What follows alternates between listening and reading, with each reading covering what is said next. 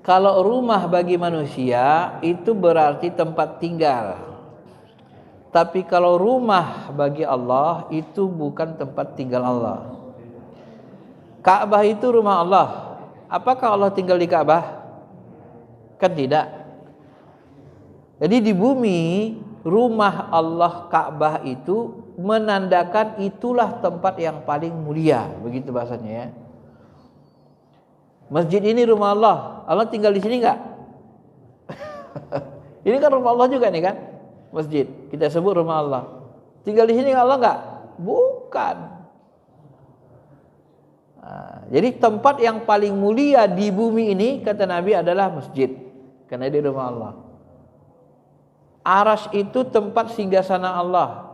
Apakah Allah tinggal di arsy? Tidak, bukan.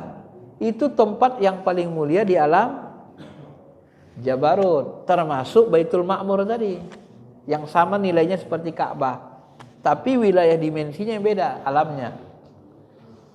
Nah, jadi rumah itu bukan berarti tempat tinggal zat, karena zat Allah itu sebenarnya muhitum bikulli syai'. Zat Allah yang sebenarnya itu tak terjangkau. Kenapa? Karena dia meliputi segalanya. Istawa ala arsy itu meliputi langit dan bumi. Istawa alal arsy dan Allah itu meliputi arsy, meliputi segalanya. Wal ardu qabdahu yaumal qiyamah. Bumi ini pun dalam genggamannya hari kiamat, dalam liputannya. Ya. Artinya Allah Subhanahu wa taala itu tidak terjangkau zatnya, dan zatnya itu meliputi segala-galanya.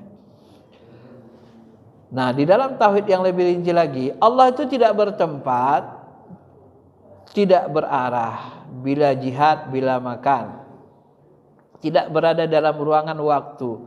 Tapi kalau Allah mau masuk ke ruang waktu, apa masalahnya? Gak ada masalah kan? Karena dia menciptakan segalanya. Nah, begitu.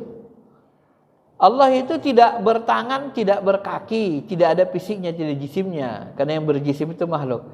Tapi ketika Allah menampakkan dirinya dalam bentuk bertangan, berkaki, apa masalah sama kita? Ya terserah dia aja, suka-suka dia. Sebenarnya kan begitu. Kalau dia mau perwujudkan sesuatu menjadi tajalli dirinya yang berbentuk bertangan, berkaki, ya terserah dia aja. Tapi zat aslinya itu tidak terjangkau. Zat aslinya itu meliputi langit dan bumi, begitu. Nah, itu tauhidnya yang paling sempurna dipahami oleh ulama-ulama ahli ma'rifat. Ya. Karena ilmu ini kan ketuhanan ini bertingkat, ada di ilmu kalam, ada di ilmu sederhana, kalam lebih tinggi, akal, kemudian nanti ada ilmu spiritual, ilmu ruh. Nah, itu yang lebih dalam lagi. Nah, yang paling tinggi itu Allah itu muhitum bikulli syai', meliputi segalanya. Maka di diri kita ini semuanya ada sifat Allah, itulah ruh tadi. Semua manusia itu diliputi Allah. Ada sifatnya di dalam diri kita semua itu. Nah, dan kita berhubungan dengan Allah itu ya lewat ruh kita, sifat Allah yang ada dalam diri kita. Wa nafakhtu fihi mir ruhi, aku tiupkan dari ruhku. Nah, bahasa meniupkan itu adalah Allah meniupkan ruh langsung ke diri kita tanpa perantara malaikat. Itu menunjukkan kedekatan. Kedekatan yang tidak berjarak. Nah, pahamilah itu.